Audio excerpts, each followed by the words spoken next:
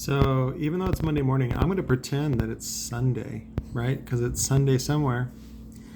Today's Sunday sermon is brought to you by the now defunct Lightning Audio, based out of Tempe, Arizona. See, right there it says Tempe, Arizona. This was a little token that I made for myself before I quit. I worked for Lightning Audio in the summer of '99, and this was just a raw canister. I guess they'd gotten a sample, and we had put the top on it, and then I carved out the top, and when you put change in it, it was like super loud, so I actually sprayed some of the sound deadener in there. So they used to sell some sound deadener that so now it's solid sounding anyway. So I have a whole thing on sound deadener where it's not that it makes it quiet, it just lowers the resonant frequency to one that's less annoying, that you're not going to hear. So, but one, it's funny that I talk about this. Rockford bought this brand back in '99 and then just fucking ran it into the ground. They one of the reasons why they bought Lightning was it was their bitch brand, right? They didn't want to put Rockford in Walmart, and the deal for the Fast and the Furious was coming up, and so instead of putting instead of putting Rockford in Walmart, they put Lightning Audio in Walmart and did Fast and the Furious stuff, which was just branded whatever. But they also bought it because they were buying the accessories from the same factory as Lightning Audio, Rockford was. And Rockford had attempted getting into the accessories business a couple times. They did like Perfect Interface, Connecting Punch, and then this last one was something else. But they actually ended up creating a whole division called Install Edge, which was importing accessories and things like that. And they like higher margin stuff, and they really leverage the brand a lot, meaning they take advantage of people's fandom about the Rockford brand. So, and the Rockford owners did a lot of stuff with Tilo Stompler out of TC Sounds to create some really cool stuff, again for the Lightning brand. Mostly the Storm series, the Strike and the Bolt series was just all stuff over in China. But enough about Lightning Audio. The sermon I wanted to do was about materialism and status. It's not that I frown on it. It's just that it's a trap. I've identified it as a trap. There's a lot of things that are illusion that people think are real. One of them is brand, and another one is emotions, and things like status. I was talking to my old Air Force boss, who's been a friend of mine for since '94, and he married an Asian lady, very successful, very smart, but Asian cultures are really into status. Larry Van Sickle, co-founder of Lightning Audio, he was telling me that there was this big boss in China that this was years and years and years ago, where Apple phones weren't even in China yet, and he had imported one. Like they wouldn't work with the network, so they were just it's like a brick. But he had imported one, and when he would go into a business meeting, he would just set it down on the table, and people were like, "Oh," because he had an iPhone. And what's funny is, and that's the trappings of status, is that it makes the dumb people respect you. And of course, it's not real respect, right? Just like when you carry a gun or something like that, or you brandish firearm, that's not respect, that's fear. There's a huge difference. And again, it's all like just a play, a pretend thing in society that a lot of people just happen to practice. And one of the things that I've done is to just remove myself from that. I've talked about it before. I've talked about it before, which is the vow of poverty. Even if you just entertain it, right? Like, let's say you're not too committed to it, but even if you just entertain it, you start to ask yourself, what do I really need? Do I need a new vehicle? Do I need oh shit, that was my latest find. Do I need Nike shoes? I've been buying Nikes for fucking 20 years, and they're just too fucking expensive. I got tired of buying them, and then so I ended up buying a pair of Skechers, which were really comfortable. They were really squishy, but they're just, it's just a foam core, so there's nothing to them. They cost like $2 to make per pair, and I got some Skechers and tried a couple, and then like Amazon was out of them, and Amazon was the only place that carried them for $45 a pair. We went to the Skechers outlet, and of course it's not an outlet. They were like, buy 2 pair for $100 and you get one half off or something. Something stupid. But again, when you buy from a retail store, you're going to pay retail prices, and then on top of that, you're going to pay tax. So I got these from Walmart. They were only the most expensive pair was only $25. I think these were the $20 ones, and these are actually more comfortable. And technically, your shoe bill, for the year is going to be more expensive because you're buying a $25 pair of shoes every month, rather than let's say $100 pair of shoes for every 6 months. So, and again, why am I buying shoes? It's not for as a fashion statement. It's certainly it's about function. Some people just are like, fuck it, and wear Crocs, which I can't wear stuff like that. It's just, number one, it hurts my feet. Number two, it's just, what are you doing? I guess my materialism does have limits, or my non-materialism, but materialism, it's just a trap that. And see, the problem is that companies use it against you. So like, even that's what was funny was we had a good crew at Lightning, Greedy and Wayne and Kyle and all these great guys that I worked with. Really just fun guys to hang around. Basically, we'd just sit around and talk shit while we were packing orders and stuff like that. And but once we got into Rockford, oh boy, those guys, basically everyone that worked at Rockford was a fan of Rockford, and they were just looking forward to like either the employee sale or getting their discount or whatever. The problem is they were only paying like $7.50 an hour, and so you couldn't even afford it at that price. And basically the only way that you could afford it is if you were basically pimping it out on the side, selling it, and then you have to tell your friends and family or whatever, hey, you can't sell this for 6 months because those are the rules. And so again, Rockford was not only pimping out their own employees, which is actually very, very common in all industries, but and then of course they're pimping out the end user, the customers. So, but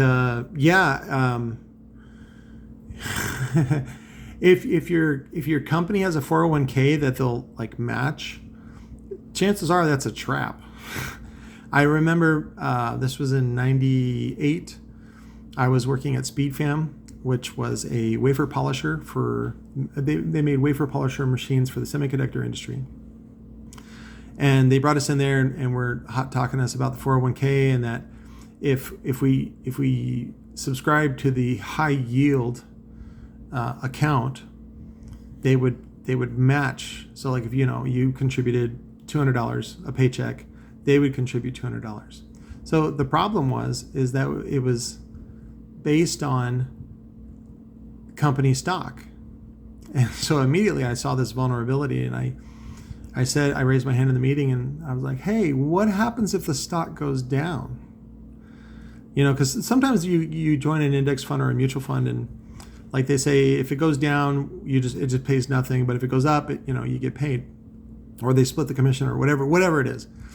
And a all of a sudden I got boos from everybody. I was like, that was like probably the first time I ever got booed in public. And it was funny because everybody was like, don't say that, like you'll jinx it or something like that. And really what I came across was, it was the company trying to scam the people out of their money, out of their retirement. And my prediction actually is what came true. The stock hit $60, and everybody that was vested that had options, like sometimes an upstart will give you options at a certain price, let's say $20 a share, and to get you to stay and get you to basically work for free. And then when their options became available and they were able to sell them or exercise them, as they say, you made $40 a share, and if you had 1,000 shares, that's a good chunk of change. So everybody that was vested, all the old timers, cashed out at 60, and then the stock crashed, and then the company got bought up by the competitor for pennies on the dollar. So and then you start to wonder how much of that was orchestrated, how much of it was constructed. Steel does not burn at whatever it is, 1,200 degrees or whatever it is. There's a lot more factors involved and you got to also look at your position. One of the things I didn't like about working there was that there was no mobility. There was no way for me to work my way up. I was just what's called EM tech, electromechanical tech, and basically I'd assemble the wire panels and wire the tools and all that kind of stuff. These were big machines about the size of a minivan that would polish 5 wafers at a time, right? Most of the machines that IPEC made polished 1 wafer at a time, but these polished 5. So they had 5 times the output or whatever. And it was a gimmick, but it worked for a while, and they had AMD as a client. But there was no way for me to really move up in the company. And what I found in the culture, in the engineering culture, there was a lot of mistakes in the design. Like there was, let's say this is the tool, and like this is the size of a minivan, and so the electrical panel was over here, and for some reason they ran out of say grounds, and so they'd run a ground wire all the way over to this other panel, go inside the panel, and then ground it to the chassis there instead of creating another stupid shit. And they had stuff like that going back and forth all day long. And what I found out was that in the engineering culture, nobody wanted to be wrong, because you get fired. And I come to find out that's actually quite popular, meaning popular, not meaning good, but popular meaning it's very common for engineers to not want to be wrong and certainly not want to lose their job. So, and then me as just a audio guy, I knew better than that to run a ground that long and things like that. I said something, and then of course I get I get booed in private. I get booed behind my back. I didn't get booed in public. But for me, it's always been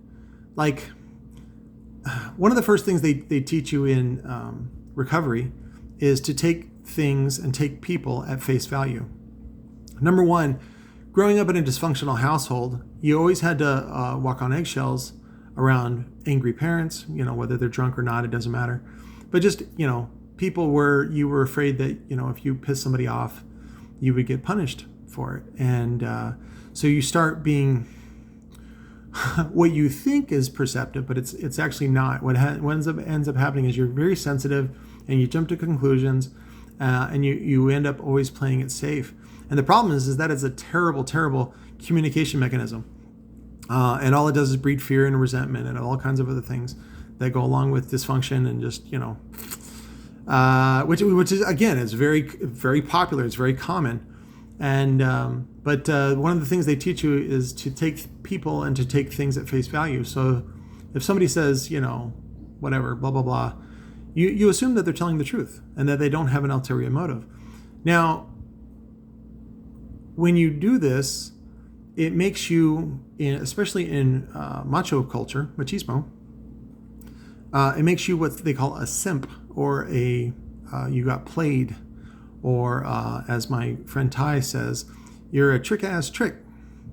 And, or what is it? What is the other one? yeah, or he called me a John or a trick or whatever. So, like, you're so stupid you would pay for sex, and it's like, I think paying for sex is a bargain. Like, there's no headache, there's no drama, there's no like, why didn't you text me? And then there's a dead puppy on your fucking windshield.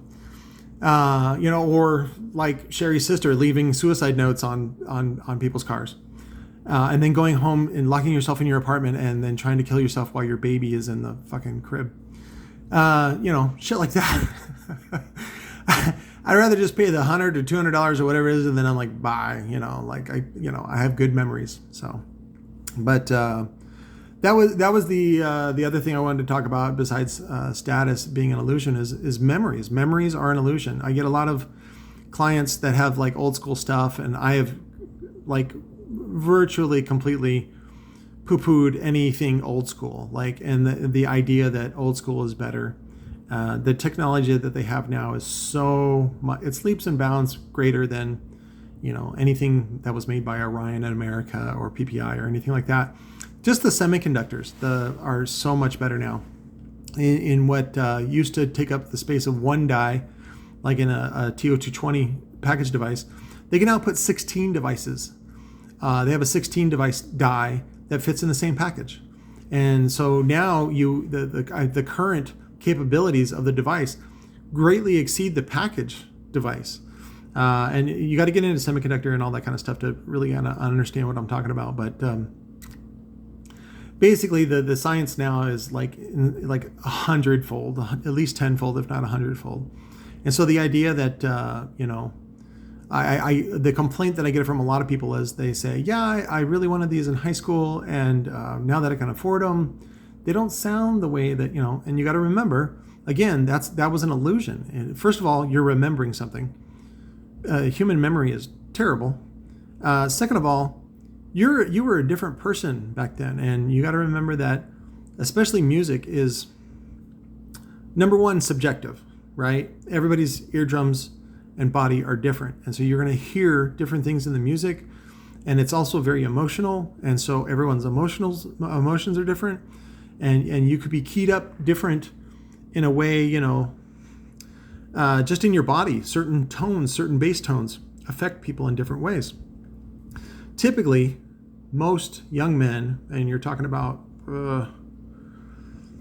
8 years old to about 45, that's your demographic, and that's testosterone, that's hormones in your body.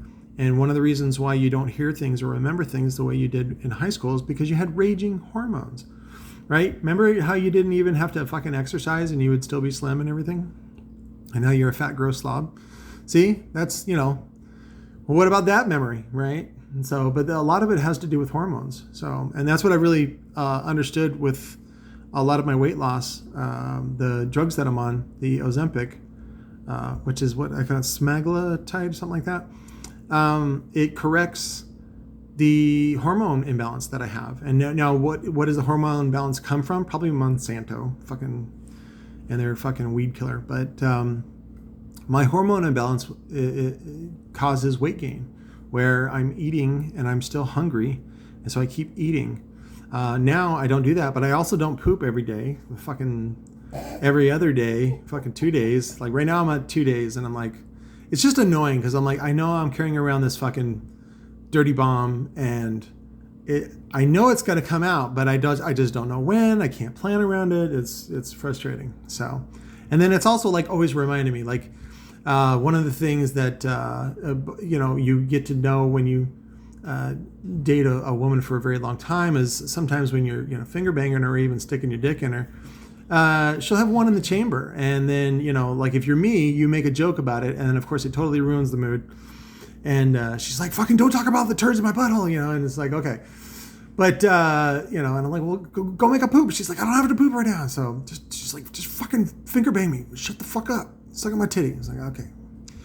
But, sorry, got a little personal sidetrack there. But, yeah, as far as emotions go, those are an illusion as well. Even really sharp ones like anger or sadness, those can be chosen. right? If you think about it, when someone dies that's close to you, you feel sadness, you feel grief, you feel loss, those kinds of things. Well, guess what? In the time that I've been talking in this video, at least 1,000 people have died. So how do I feel about that? I don't feel anything because I didn't know any of those people. And if you're hypersensitive and God's chosen only begotten son, then you feel all of that. I'm not, so I don't feel all of that. I just feel what's in my own world. And again, I feel my turd poking not my butthole, but definitely the curve around my appendix, something like that. But the reason why I tell you about status and the reason why I tell you about these illusions is because nobody ever talks about them. Nobody ever fucking talks about that these things are fake, and you can decide in how real they are and how much influence they have on your life. So if you're just a happy-go-lucky guy that doesn't know any of that stuff, you're going to pay retail for everything. You're going to pay taxes on everything that aren't even. You're not even supposed to be taxed on that. But if whatever municipality or organization or government, they're going to take your money. They're like, well, we'll take donations. Yeah, we're open to that. Like, thanks, fucker. I didn't need to pay that. And so, it's about awareness.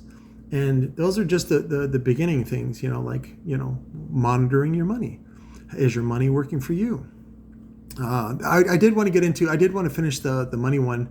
That gets into passive income, but I won't finish that one today. I'll make some notes in my head and write some stuff down for you guys though. But yeah, brand is an illusion. Emotions are illusion. And even if just you become aware of that, it takes time. Like I remember being in recovery when I was probably 15. And when I say being in recovery, basically what that is it's an education. And you start listening to like self-help books, tapes, books on tape and things like that. Different speakers, people that have been through a lot of weird, dumb shit. And they were able to finally sort of clear their head of the emotions and dissect what really happened. Like there was a story I remember, I forget the guy's name, but he was talking about how he ended up getting locked out of his hotel room while he was naked. And he was so embarrassed and so full of shame that number one, he had done this. Number two, that now he's naked and wet and vulnerable and all this kind of stuff, that he didn't ask for help, and he ended up getting into even more trouble when he could have simply, knocked on another door or, done something else. But, I think he ended up covering up his privates and then just walking down to the lobby or something like that, which, attracted a lot of attention. And especially in this day and age, you can't do shit like that. Like it was funny. I listened to a nice, probably got 300 song playlist right now. And I love Katy Perry's Friday Night song. It's fun. It's silly. And it's actually pretty dirty in there. It's talking about having menage a trois and you're supposed to be this, Christian girl that's like a teen representative and things like that. And one of the things they talk about is streaking in the park. It's like, you can't do that now, especially if you're a man, especially if you're a grown man. Streaking used to be like, or back in the 70s and 80s, you could moon somebody, right? Like you'd be like, aha, here's my ass cheeks, like fuck off. It's like flipping somebody the bird. You cannot do that now. No, you are going to jail. You are now a sexual predator. So, and, I do think that there will be a renaissance in mooning and a renaissance in streaking when people realize that there's nothing offensive about the human body and that we all have this thing and it's perfectly fucking natural. Like when you see a dog's big balls, it's funny and you're, humorous and things like that. But, again, all that stuff is all illusion. It's all taboo. And, somebody was asking about, like if you got jailed for streaking, you can sit there and question the laws. You're like, think about it, like why is streaking illegal? And what it boils down to is that it's taboo and that people get offended. And you're like, how can they get offended by, especially if you talk to somebody that's religious and you go, well, God made me. How can you be offended by something that God made me? Or made, created. And then They go, well, you're just not supposed to show off especially the genitals, right? For some reason, we're obsessed with genitals. And, you can't show the genitals, like if it's a photograph. Like you can show maybe a little nip. Again, there's laws that have finally said women can show their nipples, because guys have been able to show their nipples for a very long time. But women have not been able to show their nipples. But again, if they still show their nipples, people calling the cops on them. Even, women nursing, shit like that. So I've heard some stories about Glamis, about, 11-year-old, 14-year-olds, and then the mom, they all, wear pasties and things like that. And people get so, and I'm like, don't go to fucking Glamis. I'm like, you idiot. If you don't like that, you don't, that's the other thing is too, is like, if you don't like something, you don't have to say anything. It doesn't have to be an issue, Karen. You can just go inside your head. You can say, that's not for me. I'm leaving, right? Like if you get offended in a movie, right? Like, what's funny is I saw the trailer for the new Halloween movie, which is great. It's got Jamie Lee Curtis in it. And I hope she got a big fucking payday, because I don't think she got paid a lot at all for the Halloween movie she did. But the trailer was like insanely gruesome and just gross, and I'm like, nope, not for me.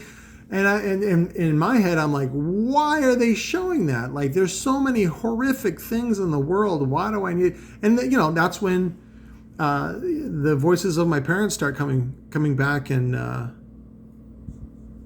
saved a call. And I got a call. Sorry, I gotta maybe wrap this up. But that's when the voices in my head start, repeating what my parents would say. It's like, you don't need to see that, and close your eyes, and that kind of stuff, and just sort of censoring for children. When in retrospect, I wish they would have exposed me to that and sat down and explained a fucking thing to me, instead of just sending me off in the wild and be like, nature take its course. Like, how come we don't do that for other things? So, but anyways, talk to your kids, explain things to them, make a joke about it, so that at least it's out in somewhat of the open. One of the biggest losses I think that parents have is when their kids are too embarrassed and too ashamed to come talk to them. And the worst thing is when the parents betray that and then and indeed punish them for coming and asking a question or just being curious about stuff. Life is going to kill you. There's no getting out of this alive. All right. So that makes the life very, very precious. And I hope you understand that, number one, it's too important to be taken so serious. That's the first one. Second, the inevitable is the inevitable. You're going to die. Do something about it. Don't just, be in fear and live in a cave and wait for the inevitable. Go do something. Plan something. Live a life. See what's in your heart. I tell you what, it's a much better life than just being afraid all the time and waiting for the next thing to happen, whether it's positive or negative. A lot of people live their lives like that, where they're just, like they're, I forget what song it is. It's about waiting to feel good before you, like start the day or whatever, go out on an adventure. Guess what? Your body is your body, and if it hurts or you don't feel good, whatever, that's how it is. I remember Louis C.K. talking about when he got into his 40s, his ankle hurt, and he went to go see the doctor, and the doctor's like, "Yep, that hurts." And there's nothing he can do. He's like, just start buying, Aleve in the big bottles, from Costco. That's all you can do. A lot of it is just bearing the pain, and as Sarah Silverman talked about, is taking the punch. That's sometimes that's a lot of life. Is number one, realizing that you can take a punch, and the other one is, when do you purposely sacrifice yourself, right? That's really the magic of life right there, is sacrificing with purpose. People do that for their kids all the time. They do it for family. Do it for yourself. do it for all kinds of reasons. One of the things I learned in Omega Vector, and I'll wrap this up here. One of the things I learned in Omega Vector was that I forget if there's some sort of ancient teachings or whatever, but they would kneel and meditate, and they would kneel on a pebble. And of course, that's very painful, but it's a good way to monitor your level of agitation and your consent, to life, of just accepting life. But it's a very interesting type of meditation that to see if you can bear it. And really, is it that big a deal? No. Well, will you get that rock out of that pebble out of your knee? Probably not. It'll stick there for a couple of days. But what did you learn from that? And one of the biggest things is learning how to accept pain and still function. That is one of the secrets of life, right the fuck there.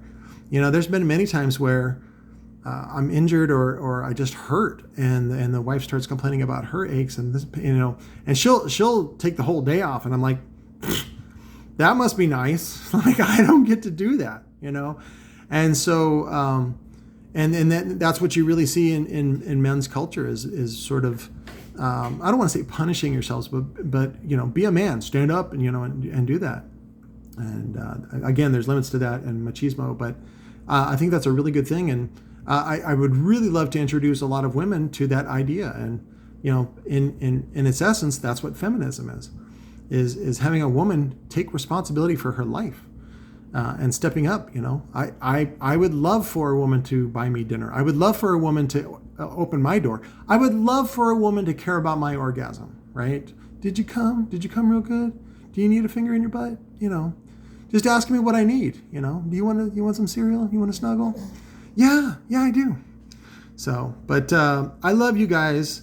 Thank you for tuning in, and please, I love your questions, and I love sharing this information with you. And I hope you can start seeing through the illusions in your life and in your relationships, and lead a life more fulfilling. So, I'll talk to you later. Bye.